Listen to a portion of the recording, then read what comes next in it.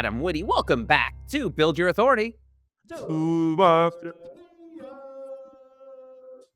Adam Witty, sir. I feel like we've really gotten close over these 2 seasons of recording Yes.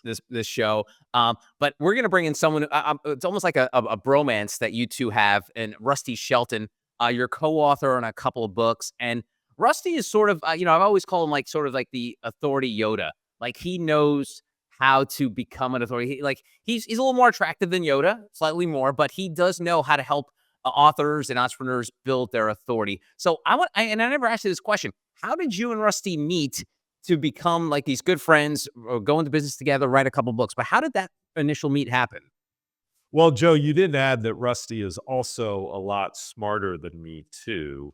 Okay. But I I but I can't say think that, Adam. I think that will be demonstrated very clearly in this podcast. So Rusty and I met through a mutual friend. We took in a football game together. I was the good luck charm and helped his Texas Longhorns take it to the house and beat the Oklahoma Sooners in Dallas at the Cotton Bowl. But ultimately, just really kind of came to the conclusion that we could do more together than separate, and 1 plus 1 could equal 5. And so, in 2016, his company Shelton Interactive joined Advantage Media, and then we said, "Hey, let's start working together on books and building our thought leadership together." So, of course, as you mentioned, in 2018, Authority Marketing came out in 2018. And then in 2023, 5 years later, the Authority Advantage came out. And so now, we've got to be working on book number 3. But that's how we initially met. And it's just been a great friendship and a great professional collaboration ever since. It has, Joe. This is the rare acquisition story where you're closer to the group that acquired you, and certainly the founder that acquired you 9 years later than you were when it happened. So it's been a lot of fun. That's awesome. Well, Rusty, as Adam just portrayed, he has the goods. He's a senior marketing strategist here. Co-authored a couple books. You're still in business, very active, Rusty. So welcome to the show, sir. Thank you. Appreciate you guys having me. All right. Well, I guess I got to ask you now. First impressions of Adam Witty, because again, it was sort of a blind date. Essentially, it sounded like you guys went out to. What were your first thoughts about Adam? Really tall, great head of hair. No, I mean, I asked around about Adam. So I spent a lot of time early on really calling some friends, people I trusted in the industry. And, one of the things that was loud and clear, great reputation across a lot of years. A lot of fans among people that I really respected, which is one of the reasons I was excited to get to know him. Came in and one of the things I've always loved about Adam is just crystal clear vision for where he wants to go with the business, and alongside crystal clear vision, just a commitment to culture. And I think that's something I've seen, especially over the last 9 years, just really grow. And I think is one of the reasons we are where we are as a company is because of that continued commitment alongside growth. So in addition to that, a lot of fun. He and I share a lot of interests around college football, not so much the aviation side of things, but Right. we'll take what we can get. Rusty, don't worry. I'm sure Adam's going to lay in an aviation metaphor at any moment, so Without you a have to worry doubt. about that. Yeah. So you mentioned the fact that you guys have been working together for 10 years, and this episode we're going to focus sort of like on the present and future of authority. But let's just take a step back and talk about authority in your life, Rusty. When did you realize? Because this is how Adam built the company. When did you realize the importance of authority in your own career? Well, I think the biggest thing for me in my career was just seeing the impact of speaking. So I started off out of college at a book PR firm in Austin, Texas, really small firm. And, my goal at that point was to go out and build relationships with publishers in New York City that, at that point, you think back to 2003, 2004, just to show my age here, Austin was kind of a blip on the radar for publishers up in New York and in some of the bigger metro areas. And so one of the things that I saw just kind of along the way, Joe, was the position of authority that I was able to get beyond my years as a result of speaking at conferences at Harvard Medical School or the San Francisco Writers Conference or some of the other big ones through the years. And what that did was the authority by association that happened as a result of that allowed me to, punch a little bit above my weight class, if you will, in terms of building relationships on a higher level. We, had a chance to work with some of the bigger authors through, the next 10 to 15 years of my career. And probably the biggest light bulb, Joe, just in terms of kind of what we're talking about today, the future of authority, was seeing major corporations start to pay attention to the fact that, yes, their corporate brand was really valuable, but the old outlook on it from most of the bigger corporations in the world was, all right, we're going to take our team and we're going to hide them behind the corporate logo, right? Everything is, leading with the company. And, we have seen through the years that shift dramatically where institutions, whether it is educational institutions like a Harvard Medical School, whether it's major corporations, nonprofits, et cetera, are waking up to the fact that their biggest untapped marketing resource is not the corporate logo, it's the subject matter experts, what we call the authorities that are within that organization. And the better that they can kind of bring them out alongside the organization, the quicker they're going to build trust with an increasingly skeptical audience. Adam, I have a feeling you might agree with Rusty.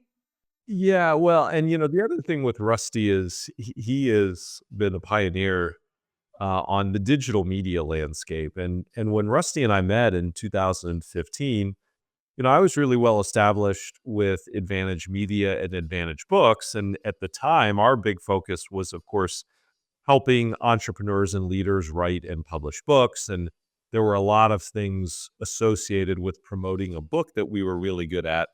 But an area that we were weak and deficient was really helping that author unlock the potential that was in the digital media landscape, right? So that's not just social media, but that's public relations, that's building their digital footprint online through their personal brand website, through content that would be that would live on that personal brand website. And Rusty really helped me see all of the opportunities for our authors that lived online that we probably weren't fully tapping into. And even to this day, I really credit him as being one of the forward-most thinkers on leveraging authority through digital media and online. And Rusty, you mentioned the fact that you've been doing this for a while, and I want to talk about the idea about like information democracy, because back then, I mean, the internet was around, but now we just have information at the fingertips. So anyone could just memorize information, regurgitate it. So what's a differentiator between someone who can just gobble up a bunch of information and just spit it out, as opposed to someone who's a thought leader? Because that thought leader needs the information, but also they need the information too. So what separates the two of someone? Because you're down in Austin with Joe Rogan, and Joe Rogan is great at memorizing studies and facts and then spitting them out, but it doesn't make him a thought leader in that particular field. So tell us about the difference between those two facets. Well, I mean, I think where we are today, where we're going, there's no shortage of content, right? Of information out there. AI is going to take what is already an overwhelming amount of options and just take it through the roof, right? And so when I talk to leaders, as Adam and I are speaking to groups and working directly with leaders, the focus is not, just sort of the general education or providing content that, is more what I'll call kind of formal and homogenized. What's actually working today, Joe, really interestingly, is for those leaders to be more of themselves as they create content. And so I think one of the biggest things, we saw a study that came out from Edelman recently that said, when we are looking to learn new things, we want to learn new and innovative things from people that we see as like us. And I thought that was really interesting because the authorities that I really respect and kind of our philosophy around this, Joe, is the best balance for somebody to build true thought leadership is on one side of the coin to have essentially third-party validation that says what I don't want a leader to say about themselves, which is, top of their category thought leader because they're quoted in Forbes or they've written for Entrepreneur or they've been featured at Harvard Medical School. They wrote the book on the topic. In other words, I want other people to say what I don't want you to say about yourself, which builds credibility. And then on the other side of the coin, that leader has to be willing not to put on the suit and tie and play this kind of formal role of what they think an authority should be. Instead, what's working is exactly the opposite to your Joe Rogan point. Not necessarily to promote him, but the reason he's been so successful is he's more of himself. In other words, he leans into his personality, his perspective. And there's a certain number of people that aren't interested in that, but there's a lot of people that are really interested in that. And so, as people that are kind of watching and listening to this, one of the biggest things, if you're going to compete in the age of AI, where I can learn about leadership in a million different places, the only reason to follow your podcast or your blog, as opposed to all the other options out there, is because I, I'm entertained. You built rapport with me. You're bringing a perspective and a personality that I can't get elsewhere. And so I think that's the biggest thing, Joe, that I want to make sure that people that are watching and listening to this are kind of understanding is it's not just about creating content that educates somebody. It's also about bringing a perspective and a personality and a certain level of entertainment to the table that they're increasingly looking for. And Joe, don't forget, this really harps on that word authenticity. We've had a couple of episodes of this podcast previous where we've talked about AI in depth and how it'll affect creating content and thought leadership. And, the one thing that AI can't be is authentic, right? And so the more authentic you as a leader are, the more attractive that's going to make you to people. Not necessarily all people, but some people. And it's important that you, as a thought leader, know who is the target audience that I'm most wanting to impact with my knowledge, with my content. Yeah, that's exactly right. And Russell, you mentioned AI, and we've talked on past episodes, but you personally, where do you see it fitting now in the future of authority? The fact that we can get all the information we want from AI, but you're not gonna be able to build your authority just using AI. So what were some important tidbits you could share about that? Well, Joe, you mentioned democratization, which I think is something for us to really talk about today. It's one of the reasons that as Adam and I talk with leaders, there's an urgency to me around getting active right now. So our first book, Authority Marketing, we talked about the 3 eras of authority, and the previous era to where we are right now was one where to get to an audience at scale, you had to go through the media, right? You had to have somebody at one of the major newspapers or radio stations or TV say, okay, I'm willing to put this out. And you're kind of beholden to them as gatekeepers to get to that audience. We have been in a phase of the authority era since then where that audience increasingly wants to push the media out of the way and learn from Adam or learn from Joe or learn from others that are individuals because we trust each other more. I am worried in the future about an increasing level of gatekeeper that is getting established, whether it's through Chat GPT or Perplexity or the other major AI models, because those are going to become such gatekeepers on results that are getting returned that I actually think we're in a period of time right now where there's a level of urgency for leaders to get active and get visible so they get ahead of an environment where it may be harder to actually get to an audience than it is today. And so I think that's a point of urgency I just want to mention to leaders, because as AI assistants and agents become a bigger part of the way we are consuming information, they're in control of what's getting returned as results. And when we get a little bit further down the road, I think it's going to be harder and harder to come from the ground up and get visible there. So I think the next 5 to 10 years are incredibly important for leaders to get active, to get ahead of what I think is going to be a harder environment for people. Joe, that's such an important point that I really haven't heard articulated so well by anyone. And it's important because when you think about what today is search, right? If you search for something online, of course, there's an algorithm that's assisting with that search, but you, as the end user, get to choose the result, right? You filter through the search results, and then you choose what you want to watch, what you want to listen to, what you want to read, who you want to pay attention to. But with AI, you put in a prompt and it's giving you one answer, and the algorithm's choosing where they source that one answer from.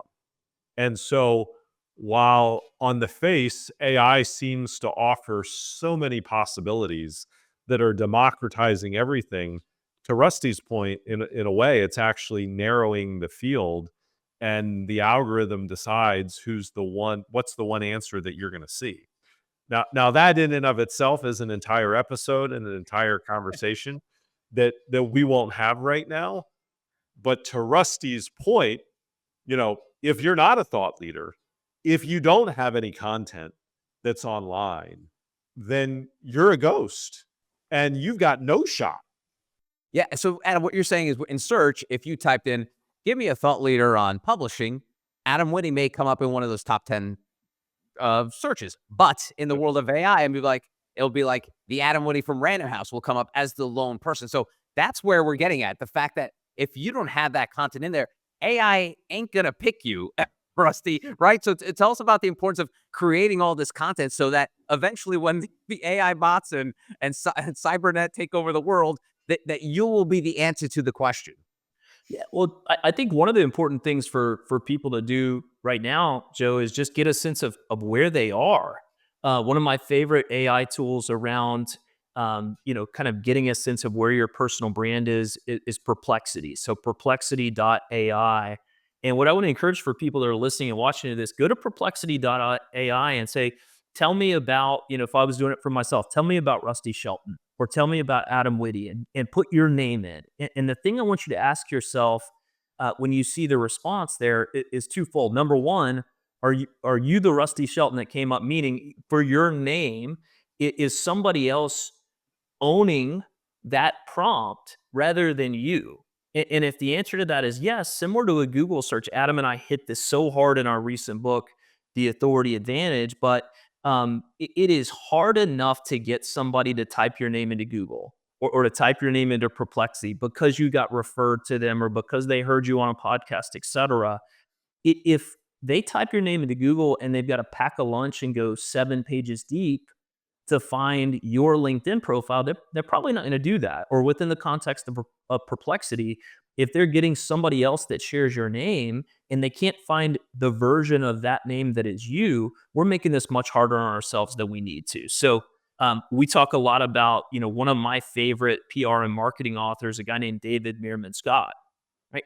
His name's David Scott, and he recognized really early in his career that if he continued with David Scott, he was never going to own search for it because there was a congressman that shared that name. And so he changed his name. He added that middle name in there and immediately owned search. And Joe, I know this may feel way in the weeds, but I'm hammering this because this is going to get even more important with AI prompts. And that is if you don't have a name that you can actually own that prompt for, it's much harder for people to find you. And so, doing a bit of a brand audit, we used to do it just through Google. Now, when we're talking with new authors, we're actually looking as much at Perplexity and ChatGPT in terms of the prompt response as we are with Google results. I think it's really important for people to have a name that they can own search for. That's number one. Number two is once you get that response, if it's you, I want you to really pay attention to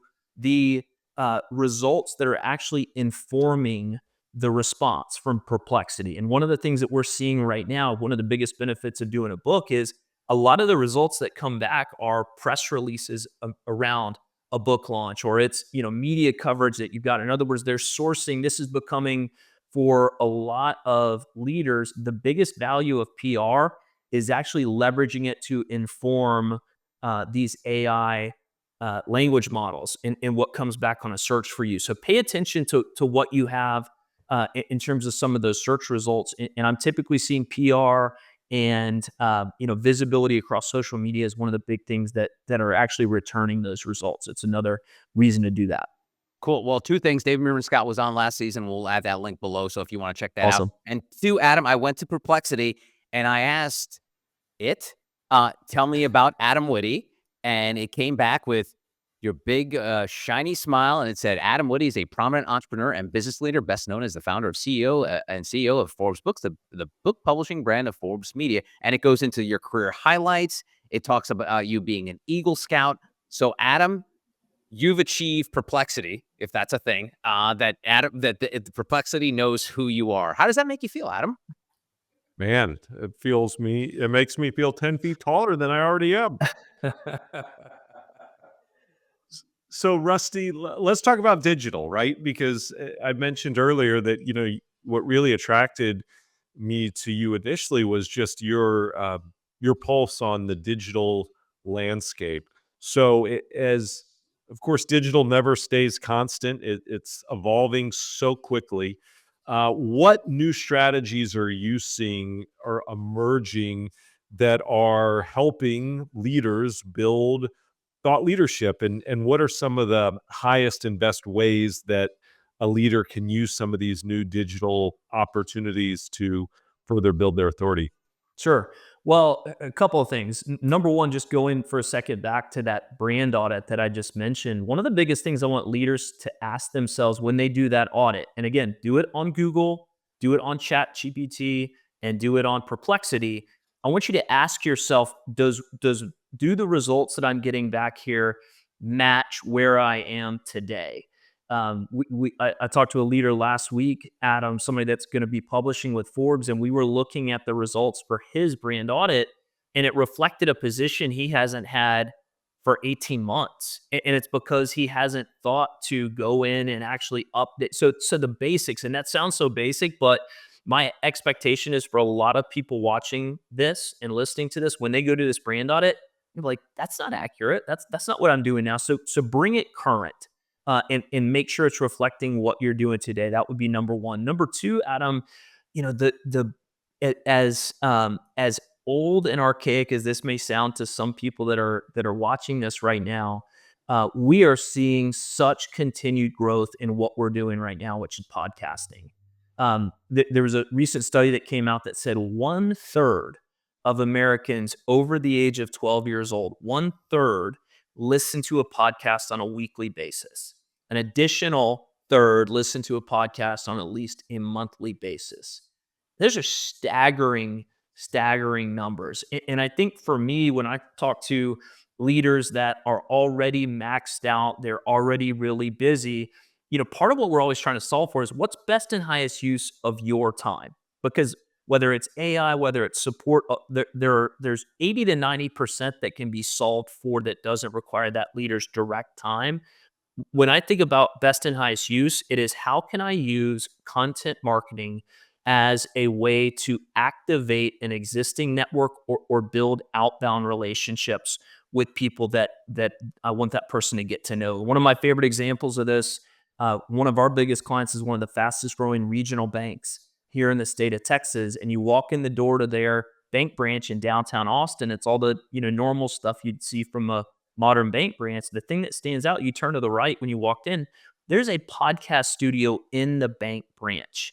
And the bank president uses that podcast not to riff on mortgage rates or why they're the best bank. He uses it as an excuse to activate relationships with bank investors, with bank customers, but also as a foot in the door with people that he wants to get to know. And so what happens with that podcast, interestingly, Adam, is when somebody's thinking about working with that bank or they get referred to Jeff, who's the bank president, and they're Googling his name or they're popping it into an AI prompt, that podcast is one of the first things that comes back as a result. So it becomes, number one, a really good excuse to reach out to people that he wants to build relationships with. But number two, it also allows people to kind of get to know him before they make the decision on whether or not they want to come into the bank. So I think the biggest thing, just to tie a bow on that for a second, is I want to make sure that leaders who are actively building their authority are focusing their personal time on best and highest use.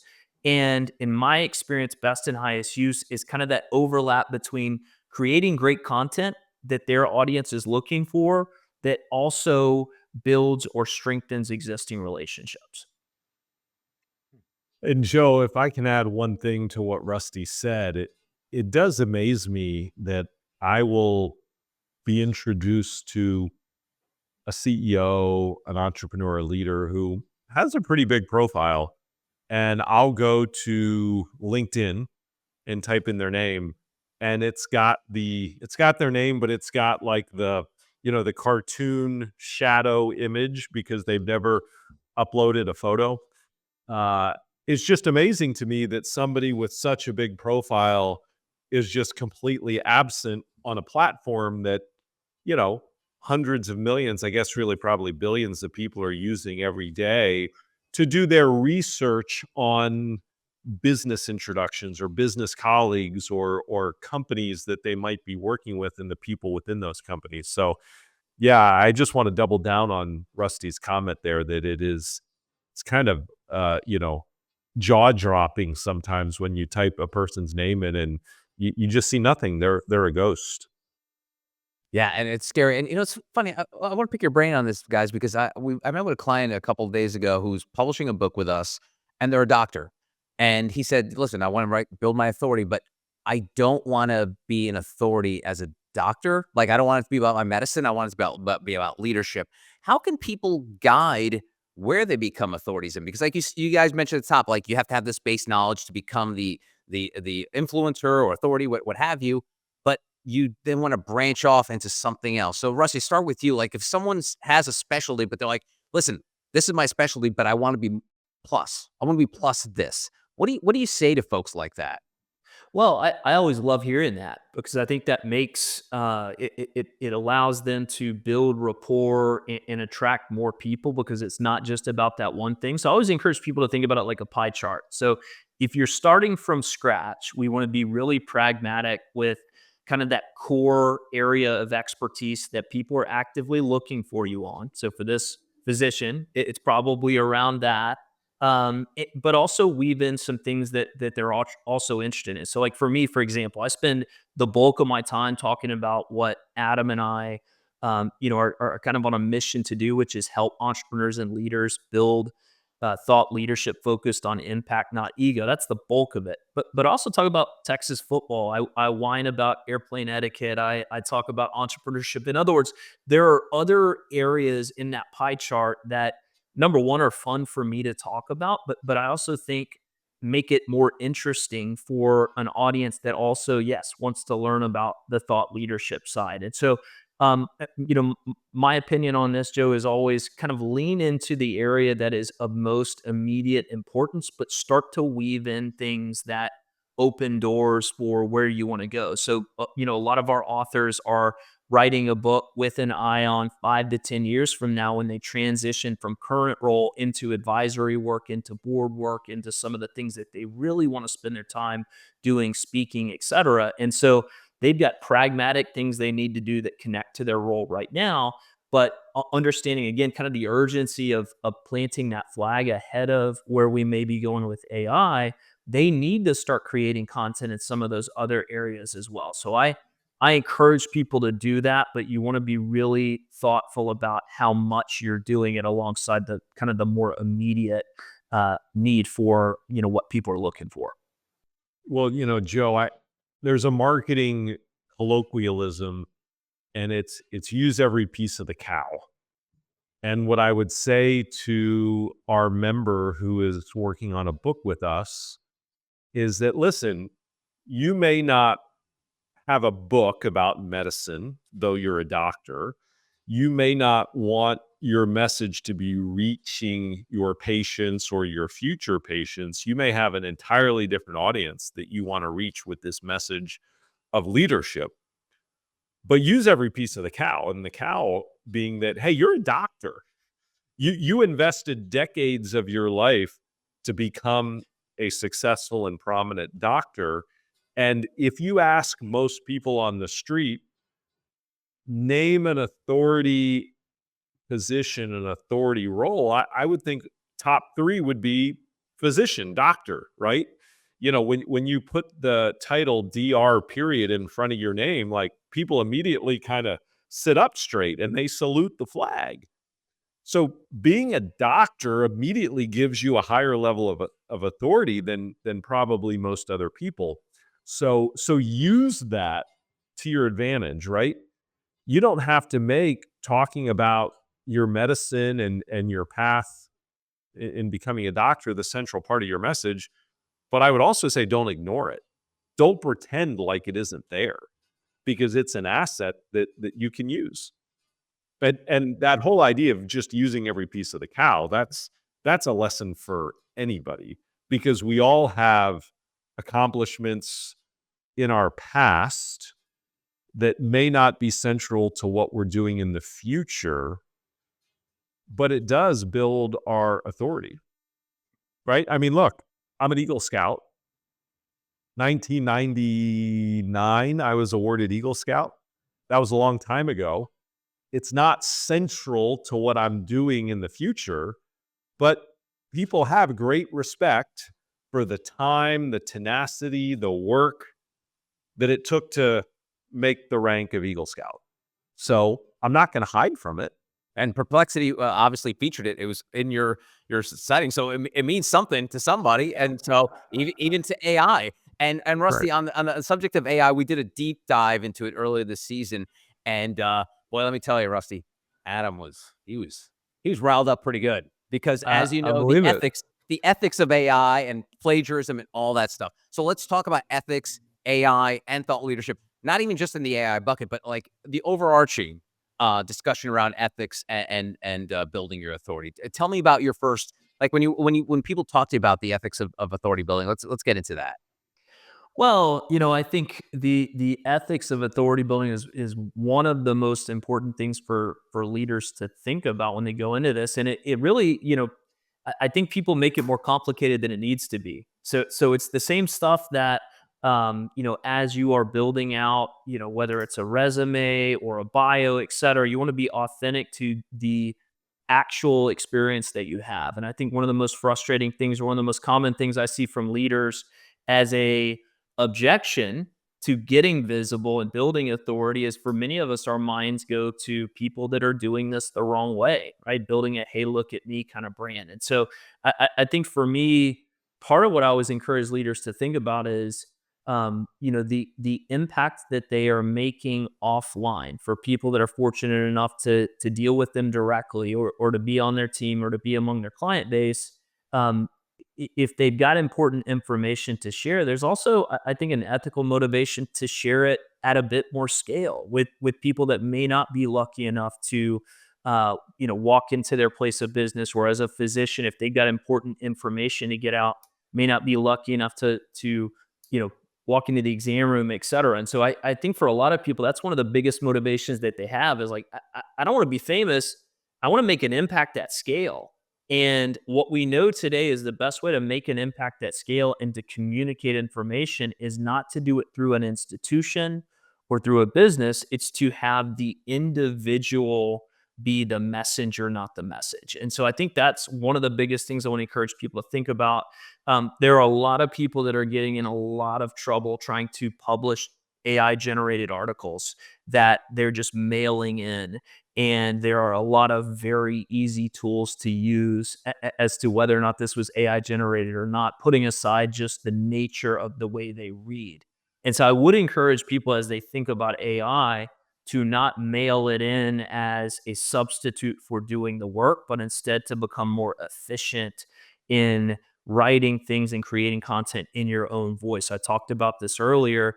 What separates people that are doing this well from people that are not are people that are being authentic and bringing their personality to it. Coming back to what I would argue, and what Adam and I spent a lot of our time in the last book talking about, the most important outcome from building authority is accelerating trust for your organization, for your cause, for your message.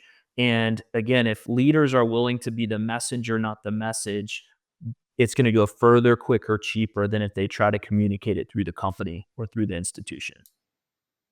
And Joe, if accelerating trust is the key thing, using AI to create content that's not really yours, that you simply put your name on and claim as your is the furthest thing from creating trust, right? It's an absolute untrustworthy thing to be doing that. A lot of people, of course, are. So, trust and authenticity, those are two words that go hand in hand. And, if you look at yourself as a consumer, you're a consumer, I'm a consumer, Rusty's a consumer, right? We invest in and we buy from people and from companies that we trust and that we believe are authentic. And so using content that's authentically yours, that's authentically created by you, will further the trustworthiness of your brand. But trying to cut corners and cheat, I'm afraid, there may be a short-term gain that you can realize, but the long-term detriment, it's going to be high. Nice. All right. Well, let's wrap things up by how we started. That's relationships. You guys shared your meet cute, going to the football game together and building this relationship, building this business together. But Rusty, talk about the importance of relationship building along this authority journey and how important it is and what either steps people can take, whether it's digitally, whether it's in person. Talk about that and the idea of relationship building with authority. Yeah, well, to me, one of the most rewarding parts of building authority or building an audience is it gives you a chance to put a spotlight on people that you think have a message that needs to be heard. And I hear it from many of our authors. The most rewarding part for many of them of doing the book was each chapter thinking about who they wanted to feature, who they wanted to quote and interview and involve in the book. And I think the magic of that is twofold. Number one, it makes it a better book in many cases or a better piece of content because you're bringing different perspectives. But number two, when you involve somebody in your article, in your podcast, in your book, you're kind of empowering them with a reason to refer you in a way that they're winning as they do it. So I would say that's one of the coolest things about getting active is it gives you a way to give a hand up to people, but also put a spotlight on people that you think have a message that needs to be heard. And then for a lot of leaders, when I talk to them 2 or 3 years after getting active, the most rewarding thing for them are the relationships they built with people that they never would have otherwise come in contact with.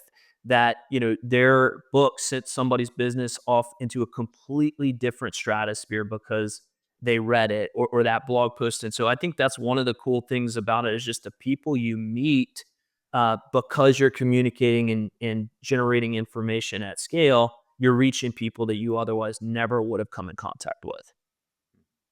Yeah, and just to build on that, Joe, to Rusty's point, authority opens doors. The more authority you have, the more doors that open. And when a door opens, typically it creates opportunity, right? When a door opens, there's an opportunity behind that door. And opportunities come from people and relationships that you are able to build and foster with those people. So if you want to grow your authority, you're going to open more doors. And the more doors that you open, the more opportunities that you have. And those opportunities are going to come from the quality relationships that you build with people. And your authority directly impacts the level of relationship that you can build with someone and the quality of the people that you can build that relationship with. So, authority is a key ingredient to really improving your effectiveness at opening doors, creating opportunities, and building high quality relationships.